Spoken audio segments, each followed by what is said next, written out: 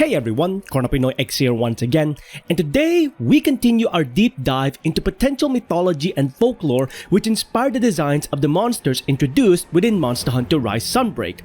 Previously, we explored individual monsters in our first video and took a look at some of your takes on potential inspiration for Capcom's designs in our second video. If you would like to check out those videos, links are in the description below. For our third installment, we'll be exploring the potential inspiration which spawned the group known as the Three Lords. These are the three newly introduced monsters within the expansion which are considered to be high priority targets ruling over the new locale known as the Citadel. So what exactly is the main inspiration for the Three Lords group within Monster Hunter Rise Sunbreak? To get us started on our deep dive with the Three Lords, first we have to take a look at the monsters themselves. Garangolm is inspired by an interpretation of the Golem. Lunagaron is inspired by most modern takes of the werewolf. And finally, Malzeno is considered as an XP or exported character for the creatures of the night, which are the vampires. Each of these individuals have a solid foundation for their inspiration. However, these monsters are not just inspired by folklore, they are actually inspired by something more fictional in nature. Garangolm, as many would know from my previous video, takes heavy aesthetic features from the visual interpretations of Frankenstein's monster. Lunagaron is not only inspired by werewolves, its transformation into its bipedal stage takes heavy cues from the werewolf character known as Wolfman. And finally, Malzeno's regal appearance is extremely reminiscent to the vampiric character known as Count Dracula. These three fictional characters all share something in common. They are part of a series of horror films created by one of Capcom's most notable collaborators, Universal Studios. That's right, these three monsters are not just based on folklore, they are also heavily inspired by Universal's own line of horror films known as Universal Monsters or Classic Monsters.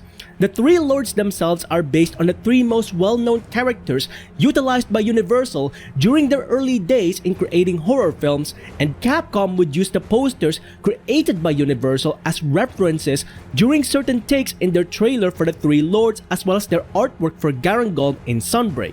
In fact, one of the core scenes in the Three Lords trailer, which Capcom hid a major reference in, is the turf war between Garangolm and Lunagaron.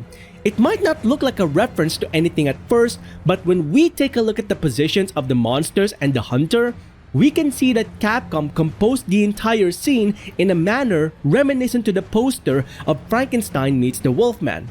Garangolm on the left, representing Frankenstein's monster, Lunagaron on the right, representing the Wolfman, and our hunter, positioned roughly at the bottom left corner, is similar to how the character Elsa is portrayed on the poster, observing the conflict between the monsters.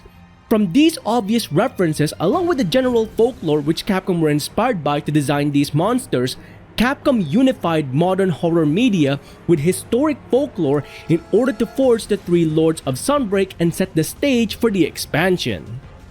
With the understanding that the Three Lords are inspired by a mixture of historic folklore and modern media, Capcom would continue this stylistic approach with the equipment of the monsters as well.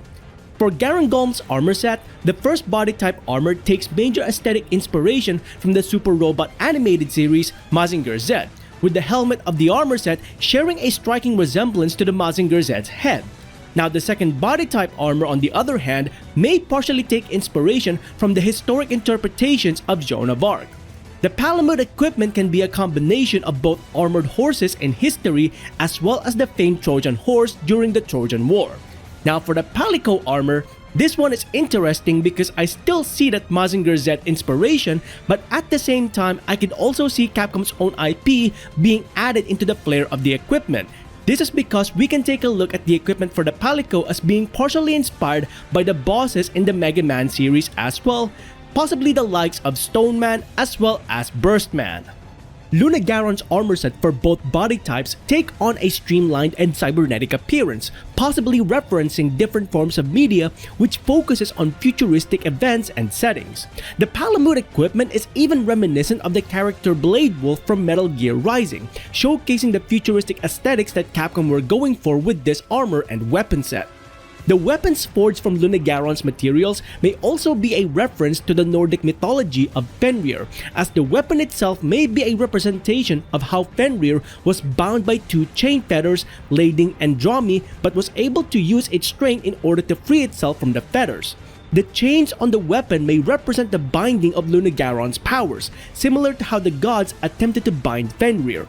However, due to them representing the weaker fetters that couldn't bind Fenrir, it's possible that Lunagaron's strength could easily manifest through the weapons, as the chains aren't strong enough to fully contain Lunagaron's overwhelming powers from within.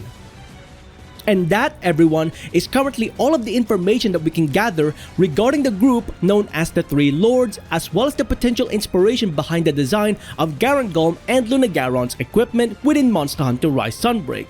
Unfortunately, Capcom hasn't posted the preview for Malzeno's equipment as of the making of this video, so for the time being, what do you think about the Three Lords group as well as the equipment set showcased by Capcom for both Garangolm and Lunagaron within Sunbreak? Let us know in the comments below your overall thoughts and opinions regarding both the Three Lords group and the equipment set we've seen so far for Monster Hunter Rise Sunbreak. Now, with all of that being said, if you enjoyed these videos, please consider hitting the like on the video itself and subscribing to the channel, as well as hitting that bell icon so you can go ahead and catch up on any future Monster Hunter content that I might be doing or any other games that I might be playing in future. Until then, I hope you enjoyed this video. Thanks ever so much for watching, and I'll see you next time. Onward and upward.